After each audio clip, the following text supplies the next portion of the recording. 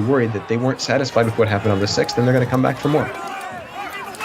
Of those mentioned in this story, Anderson, Bannon and Giuliani did not respond. Ali Alexander claimed no involvement in the storming of the Capitol, and Roger Stone told us his lawyers will be watching for what he calls our defamatory attempts to say he is somehow inciting violence.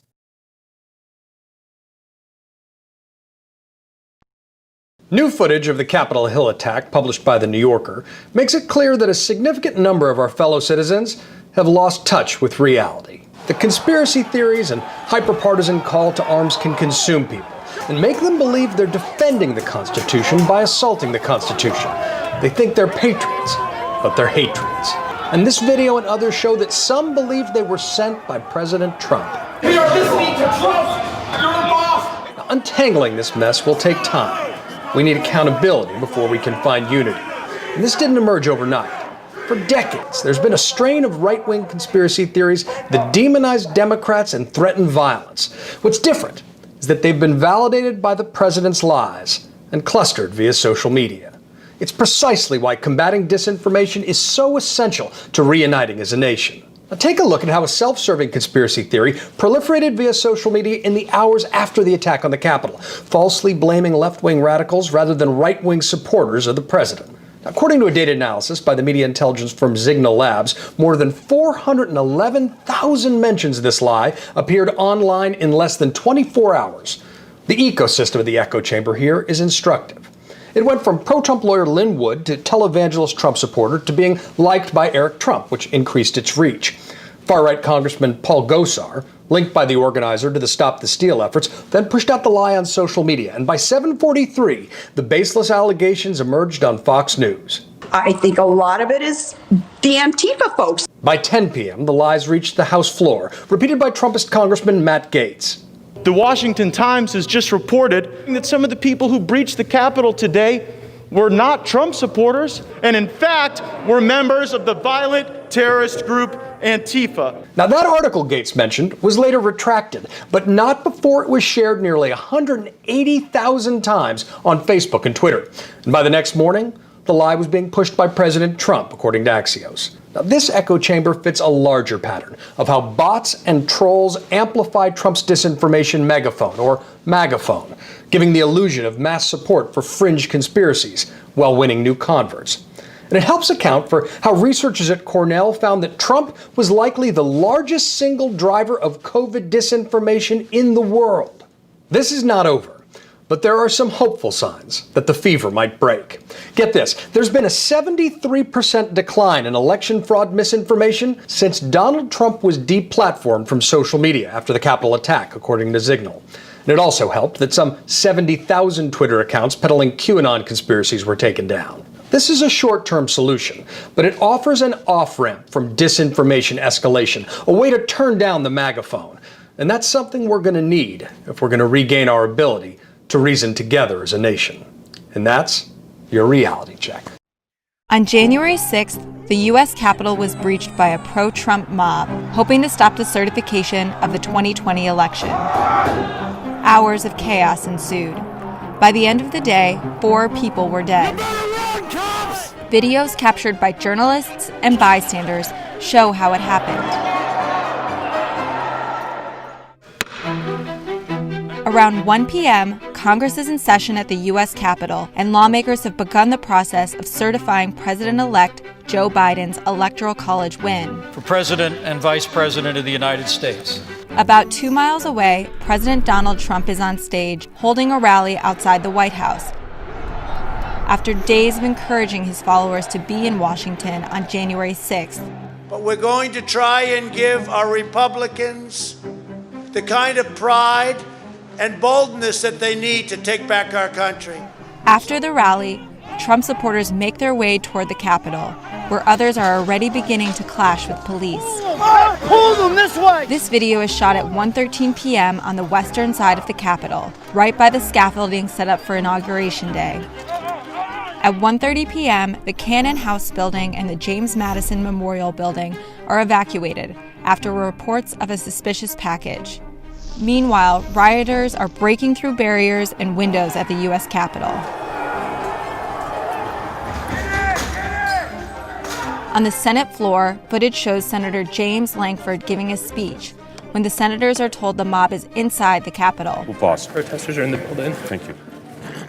At the same time, a Huffington Post reporter records rioters walking up the stairs toward the Senate floor, where doors to the chamber are still not secure. The Capitol police officer leads the mob in the opposite direction. Just moments before this, Vice President Mike Pence was evacuated from the Senate floor, according to the Washington Post. The U.S. Secret Service told CNN that Pence was secure at all times. And on the House floor, video captures an armed standoff. Members of Congress hide under their seats. The mob roams through Statuary Hall. I've never been in this house. How about you? No, you own it. They gain access to the Senate floor, and some even find their way into House Speaker Nancy Pelosi's office. Around the same time, Capitol Police ask for additional law enforcement assistance. At this point, rioters have made their way into almost every corner of the Capitol. At 2:48 p.m., the mayor of Washington, D.C., Muriel Bowser, announces a citywide curfew starting at 6 p.m. At 3:13 p.m., more than 2 hours after the mob began pushing past police barriers, Trump tweets, asking rioters to remain peaceful. Less than 10 minutes later, a 35-year-old woman named Ashley Babbitt is reported to be in critical condition after being shot in the chest outside the Speaker's lobby. Police told CNN they immediately provided medical assistance, but Babbitt later dies of her wounds. The officer involved is on leave pending an investigation. Several hours after rioters breached the Capitol, President Trump's press secretary, Kayleigh McEnany, tweets that Trump has dispatched the National Guard to D.C. As police clear the Capitol building, President-elect Joe Biden speaks from Delaware. This is not dissent. It's disorder. It's chaos. It borders on sedition.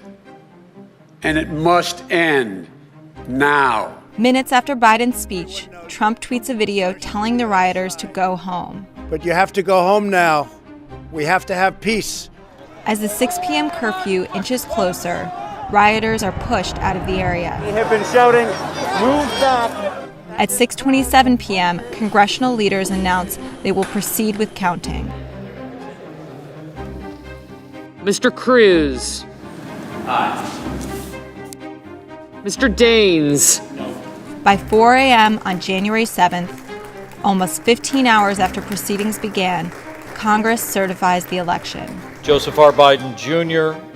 of the state of Delaware has received 306 votes. Donald J. Trump of the state of Florida has received 232 votes. The chair declares the joint session dissolved.